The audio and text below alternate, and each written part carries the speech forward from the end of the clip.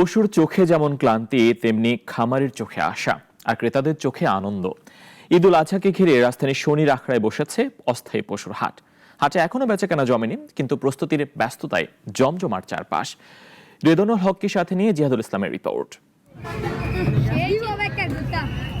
সকাল, একের পর এক গরু নামছে দনিয়া কলেজ মাঠে। কেউ মাটির ছুঁয়ে শুয়ে পড়ে, কেউ চারপাশ দেখে হাঁ করে তাকায়। এভাবেই সকাল থেকে বিকেল শনির আখড়ার অস্থায়ী কোরবানির হাট। বৃষ্টির পানি এখনো শুকায়নি পুরো, তবু প্রস্তুতিতে থেমে নেই কেউ। পলিথিনের নিচে শুকানো হচ্ছে খামারিদের গরুর ঘর, বালু ফেলে তৈরি হচ্ছে বেষ্টনী আর বৃষ্টি ঠেকাতে তেরপাল। ক্রেতা খুব কম, এখন ক্রেতা আসবে ধরেন আপনার মঙ্গলবার বুধবার থেকে আশা করা যাচ্ছে। 13টা গরু আনছি, ঠিক আছে, এখন তো একটা গরু বিক্রি করতে পারিনি। ক্রেতার চাহিদা এখনো মানে বাড়ে নাই, ঠিক আছে, সামনে বাড়তে পারে।